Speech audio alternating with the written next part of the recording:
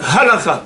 Vous savez que la principale mitzvah de Purim, c'est la lecture de la Megillah, où on raconte le Nes de Purim. Cette lecture doit être entendue mot à mot. Si on a sauté un mot, on n'est pas quitte. Pas seulement le lecteur doit faire attention de lire chaque mot, mais même les auditeurs doivent entendre chaque mot. Qu'est-ce qu'on fait si on n'a pas entendu un mot? Déjà, il faut faire très attention. Lorsque les gens font Arouraman et tout ça, et qu'ils explosent, et qu'ils font des pétards ou toutes sortes de bruits, on se tait. D'abord, ici, il n'y a pas de pétards, bon, mais en tout cas, ce qui est sûr, c'est que le chazan doit s'arrêter, attendre le silence et continuer, de manière à ce que personne n'ait manqué un mot. Maintenant, quel est le din? Si on a manqué un mot, malgré nous, voilà, on n'a pas entendu, qu'est-ce qu'on fait? Deux possibilités. Soit on a sous les yeux une Megillah Kshera, soit on n'a pas de Megillah Kshera, on a juste un chumash classique. Dans tous les cas de figure, d'une manière ou d'une autre, il faut que la personne qui a raté quelques mots, eh bien, qu'elle lise rapidement et qu'elle rattrape le Hazan, qu'elle rattrape le Baal Koré. Pourquoi? On a une règle. Quelqu'un qui a lu la Megillah par cœur, quel est le din?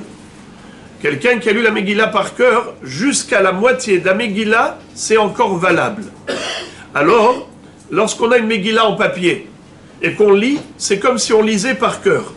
Et puisque c'est toléré jusqu'à la moitié de la Megillah, voilà la raison pour laquelle on peut se rattraper en lisant rapidement les mots qu'on a manqués, et on lit, et on rattrape. Mais attention, ça ne suffit pas de lire juste les mots qu'on a manqués, et après on se met à écouter le Chazan. Non, pourquoi?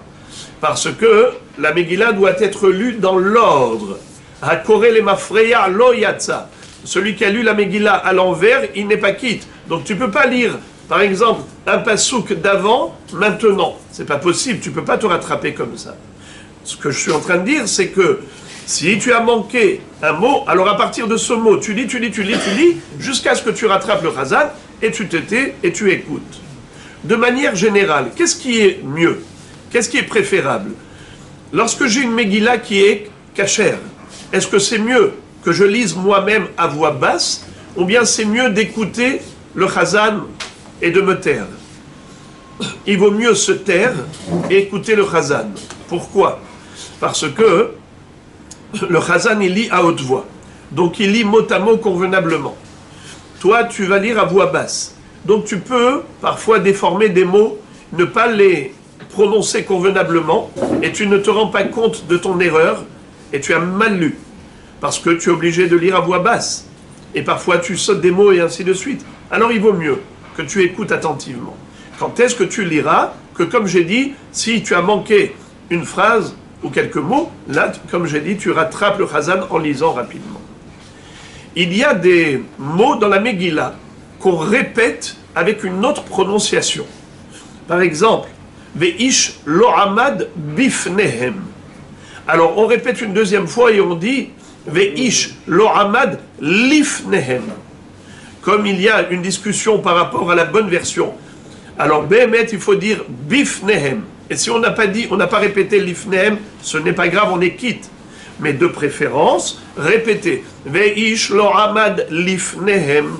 Pareil, les hashmid, la harog ou les abed, il y a dans le Perek Het, Pasuk Yud Aleph, vers la fin de la Megillah, deux versions. Est-ce qu'on dit les hashmid, la harog, ou bien les hashmid, ve la harog?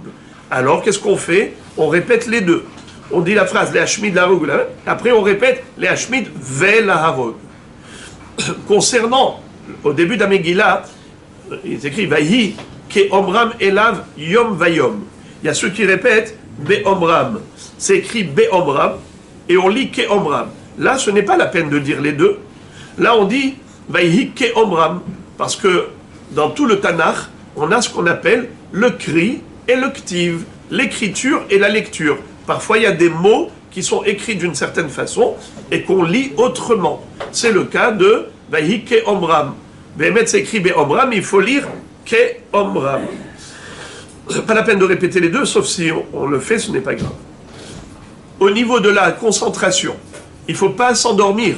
Parfois, il arrive qu'on somnole. on écoute, et on somnole.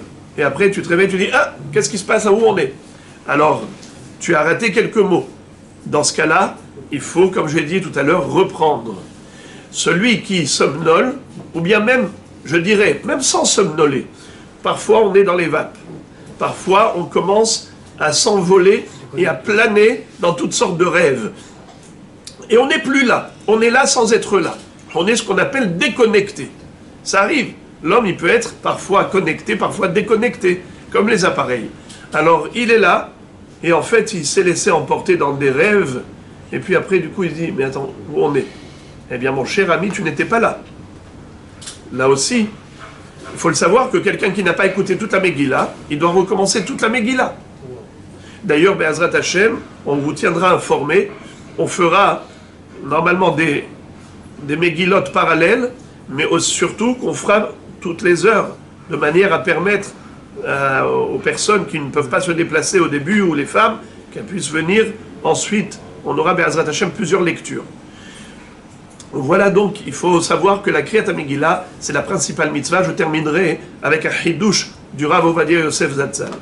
Lui, il dit que quelqu'un qui n'a pas de Megillah Kshera, et il se trouve dans un endroit où il ne peut pas écouter la Megillah, il dit qu'il faut lire dans ce cas-là le Hallel. Parce que la Gemara pose une question, elle dit, mais pourquoi est-ce qu'on ne chante pas le Hallel à Purim? L'une des trois réponses, c'est qu'elle dit que Kriyata Zohi Hellela. La Kriyat Megillah, c'est le Hallel. Mais quelqu'un qui ne peut pas lire la Megillah, alors il faut qu'il lise au moins le Hallel. D'après certains, même avec Bracha. L'Igmor est un Hallel. Mais comme il y a qui disent que non, alors on fait sans Bracha. Cette personne qui n'a aucun moyen d'écouter la Megillah, elle lira tout le Hallel entièrement, mais sans être précédé d'Abracha, Asher Kideshanu Bemitzvotav et Tzivanu l'Igmor et Hallel, mais il va être Gomer et Hallel, lire le Hallel entièrement au moins, qui remplacera en quelque sorte la lecture de la Megillah en cas d'impossibilité extrême. Mais aujourd'hui, Baruch Hashem, les Chabad Tzadikim, ils vont d'un endroit à l'autre, même pour lire la Megillah à des personnes qui ne peuvent pas se déplacer.